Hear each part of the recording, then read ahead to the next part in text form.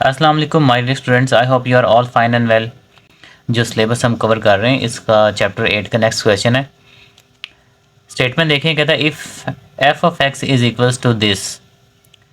ये एक इक्वेशन दी है, एक फंक्शन दे दिया हमें उसने। For x is equals to 2, 3, 4, 5, 6, 7, 8, 9, 10, 11 and 12।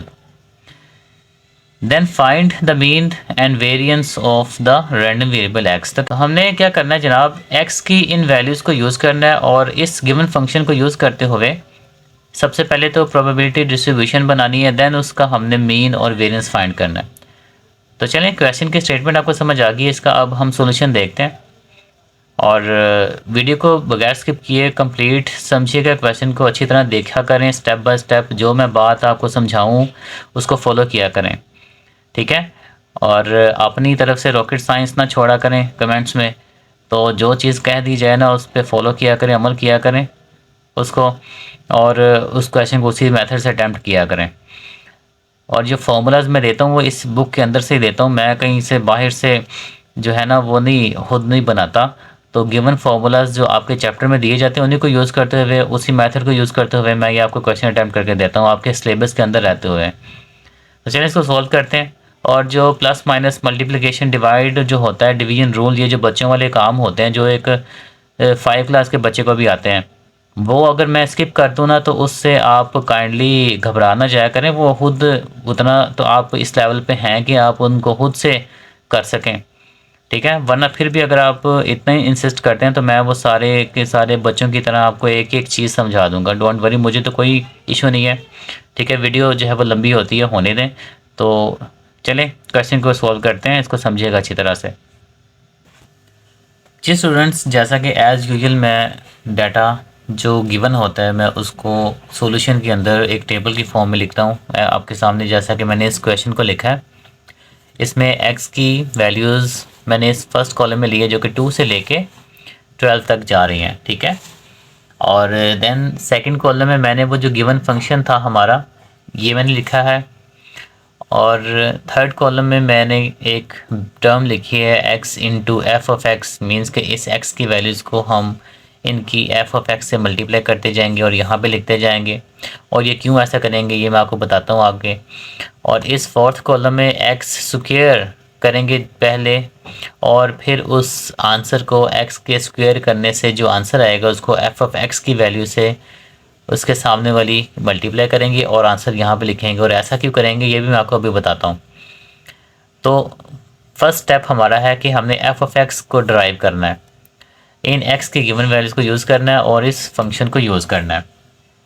अगर आप थोड़ा सा गौर करें तो इस फंक्शन के अंदर हमारे पास जो वैल्यूज़ दी गई हैं स्टूडेंट्स वो हैं 6 माइनस एब्सोल्यूट। ये जो लंबा सा ये 1 की तरह का निशान है, ये 1 नहीं है बल्कि एब्सोल्यूट है, ठीक है। इनको मॉडुलस भी कहते हैं, इनको एब्सोल्यूट भी कहते हैं। वर्टिकल लाइंस होती हैं ये ब्रैकेट नहीं होती, ठीक है। इनका जो मकसद है वो ये होता है कि इन वर्टिकल लाइंस के अंदर, इन एब्सोल्यूट्स के अंदर जो वैल्यू नेगेटिव होती है उसको ये पॉजिटिव कर देते हैं, ठीक है। और देन फिर हम डिवाइड कर देंगे 36 के साथ। अब इस x की जगह पे आप ये जो x की गिवन वैल्यूज हैं ये पुट करेंगे। तो फर्स्ट स्टेप के अंदर देखें, मैं आपको ये पूरा स्टेप यहाँ पे लिख देता हूँ ताकि आपको बाकी के स्टेप्स करने में आसानी हो जाए। 6 माइनस एब्सोल्यूट 7 माइनस, अब इसमें x कितना है 2, इस x की जगह पे मैं यहाँ पे 2 लिख दूंगा, ठीक है। देन अगेन एब्सोल्यूट, और इस पूरी वैल्यू को डिवाइड कर देंगे हम किस पे, 36 पे, ठीक है। वो मैंने डिवाइड सामने लिख दिया। ये जो बटा होता है, ये लाइन लगी है, इसका मतलब डिवीजन ही होता है, तो मैंने इसका साइन ले लिया, यहाँ पे एक ही बात है। तो 7 में से 2 को माइनस करेंगे तो हमारा आंसर आ जाएगा 5, ठीक है, 5 आ जाएगा। 6 में से 5 को हम करेंगे माइनस, तो 6 माइनस 5 वो हो जाएगा 1, ठीक है। तो मतलब ये सारी जो टर्म है हमारी इस एब्सोल्यूट तक, इसका आंसर 1 आ रहा है। ओके, नहीं समझ आई तो वीडियो को बैक करके दोबारा समझ लीजिए स्टेप को। तो इस 1 को जब 36 पे डिवाइड करेंगे तो हमारा आंसर आ जाएगा 1/36, तो हम इसको पॉइंट्स में नहीं लिखेंगे, एज इट इज़ यहाँ पे जो है वो बटे की फॉर्म में, डिवीजन की फॉर्म में, रेशो की फॉर्म में मतलब लिख देंगे 1/36। यही स्टेप हमने यहाँ पे दोबारा फॉलो करना है जब हम x3 लेंगे। तो 7 में से 3 माइनस करेंगे 4 आ जाएगा, 6 में से 4 माइनस करेंगे तो हमारा आंसर 2 आ जाएगा, और डिवाइडेड बाय 36 है तो इसका हमारे पास f(x) निकलेगा 2/36। ओके, यहाँ तक समझ आया? नहीं समझ आया तो वीडियो को बैक करें और दोबारा समझें, ठीक है। और मैं इन सारी वैल्यूज़ को लिख रहा हूँ वीडियो को स्किप करके, आपका भी टाइम सेव हो, मेरा भी सेव हो। और यही आपने मेथड इन सारे पे अप्लाई करते जाना है, एक्स को पुट करते जाना है बारी बारी इस फंक्शन में, और f(x) की वैल्यू फाइंड करते जाना है। तो मैं वैल्यूज़ लिख रहा हूँ, वीडियो को स्किप कर रहा हूँ, ठीक है, और फिर आता हूँ आपके पास। जी स्टूडेंट्स, ये सारी वैल्यूज़ मैंने लिखनी है, ठीक है। कुछ यहाँ पे लोग आते हैं व्यूअर्स, वो कहते हैं कि जनाब मैं ये वैल्यूज़ देख के लिखता हूँ, मैंने जो है वो नोटबुक खोली हुई है साथ और मैं देख देख के क्वेश्चन करवाता हूँ, मैं सॉल्व नहीं करता। तो इसमें कोई गलत बात तो है नहीं, अगर मैं देख के भी लिखता हूँ तो नो इशू। आपको तो मैं क्वेश्चन समझा रहा हूँ, आपको समझ आनी चाहिए। और मैं स्किप इसलिए करता हूँ क्योंकि मैं इस क्वेश्चन को साथ साथ सॉल्व कर रहा होता हूँ, ठीक है ना। इसी में स्किप करके वीडियो को रोक के मैं आंसर्स लेके आपके पास आया हूँ। तो इस चीज़ से आपको कोई गर्ज नहीं होना चाहिए, आपको सिर्फ ये होना चाहिए कि आपको क्वेश्चन समझ आए, आपको मेथड समझ आए। बाकी की आप फिलोसफियाँ आप लोग अपने पास रखा करें, ठीक है। तो क्वेश्चन को समझा करें और इसको अटैम्प्ट किया करें और जो है वो अपनी मेहनत किया करें आप। तो चलें इसको अब हम क्या करते हैं, इन सारी वैल्यूज़ को प्लस करके देखते हैं कि आया कि हमारी x की जो हमने f(x) बनाई है क्या ये ठीक है। और उसको चेक करने का मेथड ये होता है कि जब आप इन सारी f(x) की वैल्यूज़ को, या इसको p(x) भी कहते हैं, प्रोबेबिलिटी ऑफ x या फ्रीक्वेंसी ऑफ x, तो इनको जब प्लस करते हैं ना तो इसका आंसर माय डियर स्टूडेंट्स 1 आता है। तो मैंने करके देखा है, ये जो ऊपर वाली वैल्यूज़ हैं 1 2 3 4 5 6 5 4 3 2 1, इनको जब आप प्लस करेंगे तो ऊपर भी 36 आ जाएगा, ठीक है। ऊपर भी 36 आएगा तो उसको जब आप डिवाइड करेंगे 36 के साथ तो वो आपका आंसर 1 आ जाएगा, ठीक है। और जब ये आंसर 1 आए तो इट मीन्स अभी तक आपका क्वेश्चन सही जा रहा है और आपकी प्रोबेबिलिटी डिस्ट्रीब्यूशन सही बन गई है, ठीक है। तो नेक्स्ट हम जो करने जा रहे हैं, नेक्स्ट कॉलम ड्राइव करेंगे, वो हम इसलिए करेंगे क्योंकि मीन और वेरिएंस हमें चाहिए। इन दोनों ये दोनों एवरेजेस फाइंड करने हमने इस डाटा को यूज़ करते हुए। मीन जो होती है एक्सपेक्टेड मीन, e(x) इसको कहते हैं, और फॉर्मूला है हमारे पास ये वाला इसका, जो कि आपको ज़ुबानी आना चाहिए। ये जो साइन है ये सिग्मा है या समेशन साइन होता है, ठीक है। और देन ये x है हमारे पास जो कि मल्टीप्लाई हो रहा है अपनी गिवन p(x) के साथ। अच्छा, p(x) को आप f(x) भी कह सकते हैं, ठीक है। f(x) जो होती है ये p(x) ही होती है। फॉर्मूला में अगर मैंने f(x) नहीं लिखा, p(x) लिखा है, तो इससे घबराने की ज़रूरत नहीं है आपको। फिर भी आप लोगों को अगर कोई कन्फ्यूजन हो रही है तो मैं इस फॉर्मूले को थोड़ा सा इसकी शक्ल चेंज कर देता हूँ, बाकी सारा वही है, सम x इंटू f(x), ओके। तो अब हमें x इंटू f(x) चाहिए, मतलब x की वैल्यूज़ मल्टीप्लाई हो रही हैं f(x) की वैल्यूज। तो ये कॉलम ड्राइव करेंगे, देन लास्ट पे हम इस कॉलम का सम करेंगे। दिस समेशन साइन जो है ये मैं बता रहा है कि हमने सम चाहिए इस कॉलम का, और x इंटू f(x) हमारे पास ये ऊपर हमने ड्राइव किया है, ठीक है। ये x इंटू f(x) और x ये है, f(x) ये है। जैसे कि 2 को मल्टीप्लाई करेंगे हम 1/36 के साथ, तो 2 जो है हमारे पास ये मल्टीप्लाई हो रहा है 1/36 के साथ में, 2, ठीक है, मल्टीप्लाई बाय 1/36। अब 1/36 तो मैं इस तरह लिख रहा हूँ आपके सामने, और एक समझदार बच्चा, एक सियाना बच्चा, स्टूडेंट जो कि ये बेसिक रूल्स को समझता होगा, उसको पता होगा कि 2 मल्टीप्लाई हो रहा है ऊपर वाली, हमेशा 2 ऊपर वाली वैल्यू से मल्टीप्लाई होता है, क्योंकि 2 के नीचे भी एक 1 होता है, जो कि ना भी लिखें तो उसका कोई इशू नहीं। 2 इंटू 1 ये 2 हो जाएगा, और डिवाइडेड बाय 36, ठीक है, ये इसका आंसर आएगा 2/36। अब इसी रूल को अप्लाई करना है, आपने सभी वैल्यूज़ का आंसर निकाल लेने हैं, ठीक है। मैं दोबारा नेक्स्ट एक वैल्यू कर देता हूँ, 3 इंटू 2/36। तो आप जब आप 3 को मल्टीप्लाई करेंगे तो ऊपर 2 के साथ मल्टीप्लाई करेंगे, 36 के साथ नहीं करेंगे।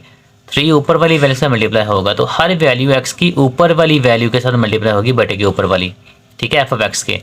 तो 3 इंटू 2, 3 2 6, पहाड़ा आता होगा आपको, उम्मीद है। तो 3 2 6, 6 बटा 36, ठीक है। तो इसी तरह सारी वैल्यूज़ को 4 को ऊपर वाली से मल्टीप्लाई करेंगे, आंसर यहाँ लिख देंगे। 5 को 4 से, 6 को 5 से, and up to so on. मैं अगेन वीडियो स्किप करके ये सारी आंसर्स लिख के आपके सामने आ रहा हूँ जी। इन सारी जो है वैल्यूज़ का मैंने आंसर यहाँ पे लिख दिया आपके सामने, ठीक है, ये सारा कॉलम। अब हमने क्या करना है, इनको प्लस कर लेना है। प्लस करते हैं तो ऊपर वाली वैल्यूज़ को प्लस करेंगे, जो डिवाइडर में है वो सारी सेम है, ये तो इनको प्लस नहीं किया जाता। ऊपर वाली वैल्यूज़ को प्लस करते हैं हम, 2 + 6 + 12 + 20 + 30। तो ये मैंने आपके सामने प्लस किया है, ठीक है। जो कि हैं बच्चों को ये भी शिकायत होती है कि सर प्लस करके नहीं दिखाते, तो ये जनाब प्लस किया आपके सामने। तो 252 आ रहा है, ठीक है। और ऊपर हम लिखते हैं 252 डिवाइडेड बाय 36।